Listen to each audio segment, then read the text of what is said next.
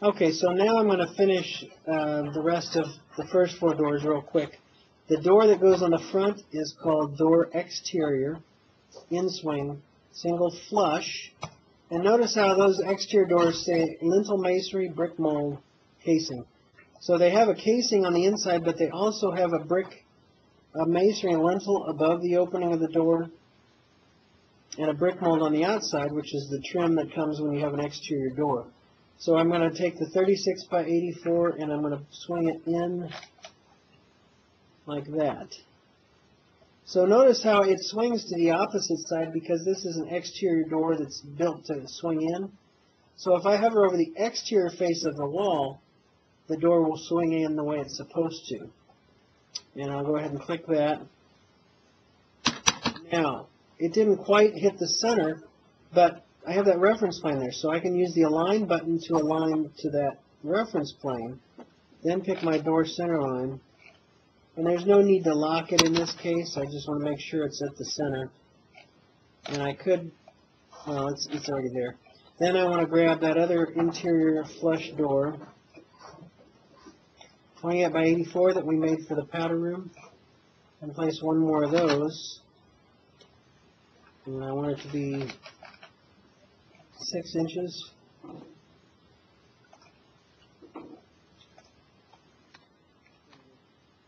Jam there, and I'm going to go ahead and make that into a permanent dimension. So that finishes the first one. Well, we got one more door here. And that one's a little more interesting. First of all, let's take a look at it in 3D.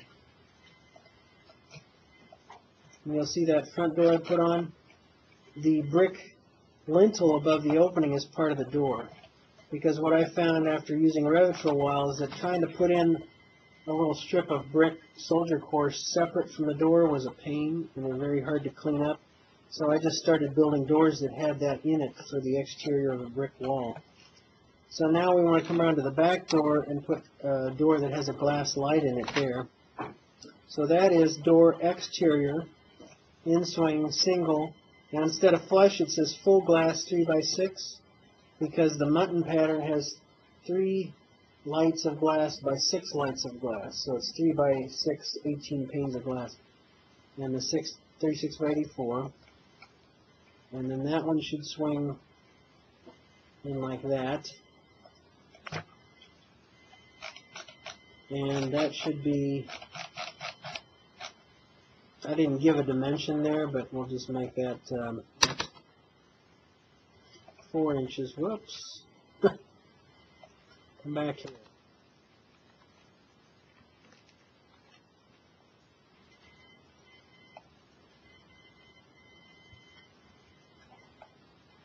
Well, heck.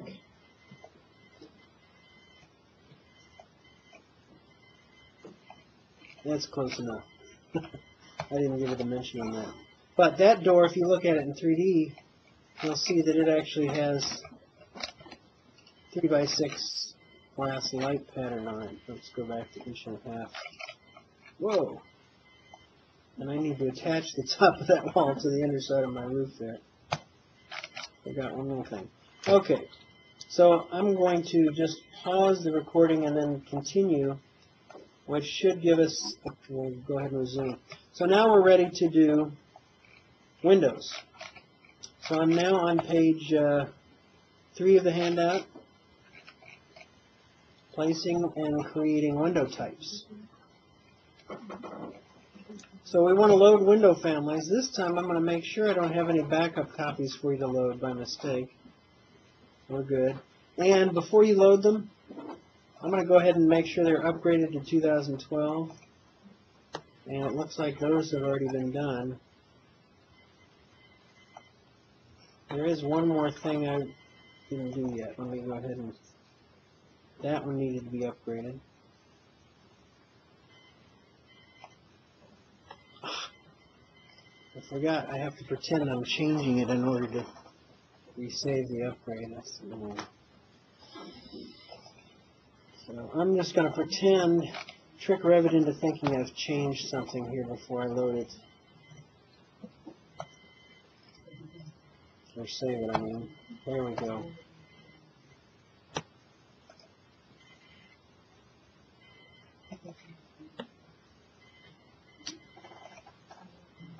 So now I'm going to delete that backup copy that I left.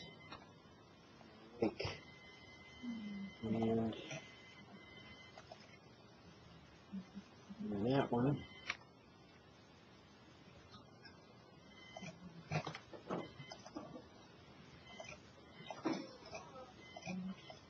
I should have turned the recording off for this part. And I've got another backup copy to delete. Alright. So let's everybody go ahead and go to the Insert Ribbon tab, Load Family, and then go to the St. Louis Community College Merrimack Live shortcut on the far left bottom, and go to Windows this time. Grab all four of them and hit Open to load. But I don't want to forget the one last thing that I didn't mention about doors on the first floor, and that was that opening back here that goes from into the old kitchen at the back of the house. And that's kind of a unique situation because remember how we made this wall as two walls? It was a brick and plaster wall with a layer of plaster added to it as a separate wall. Still loading here. Takes a while to load. So what we want to do is we're going to have to place a special door family there. What Revit does is when you place a door in a wall, it reads the thickness of the wall, and so it'll make the door opening and the door frame as thick as it needs to be to fill the depth of the wall. What's going to trick it here is that the brick and plaster wall is 13, but then that extra little layer of plaster is another inch. So if you use a normal door, it's going to think that the wall is only 13 inches instead of 14 inches thick. So I made a second door that's going to work. Now I want to show you before we place that door. I'll go back to my floor plan here. First of all, the wall had to be joined geometried, if that's a term, for this to work. So I'm going to temporarily unjoin the geometry to show what happens if I hadn't joined them. So I'm going to go grab a door, which should already be loaded here. It's the cased opening, interior cased opening trim casing here. And the 36 by 80. Any one of those doors, if I place it, it doesn't go all the way through the opening. It doesn't cut all the way through. If I join the geometry like I was supposed to, then the opening cuts all the way through, but the depth of the door, including its casing and its dashed line that you show when you have an overhead opening, doesn't go the full thickness. It doesn't understand that combined the two walls make a 14-inch thick wall. So, bless you. Instead of using that one, we use the one that has a similar name here, but it says furred at the end because it's designed to fit in a furred wall. So as fur as it needs to go, it'll fur its way through. So I picked this 36 by 84, drag it out there, and now you want to make sure and attach it to the south side to get it to work right. Okay, now see how the door, it attached itself, but it doesn't know how thick it should be. Well, what we want to do is we want to start at this end and make it 14 inches thick. So if I change the frame depth, that's a parameter. It says door frame depth. If I make that 14 inches like it should be, it goes an inch past, so all I have to do then is flip it the other way. So you may never run across this situation again, but it's just a little tricky deal here that talks about the fact that when you join two walls face to face parallel like that, it does weird things with doors, unless the door. 14 is what it is because if I put a dimension to confirm it, I've got 13 inches of brick and plaster. Oops.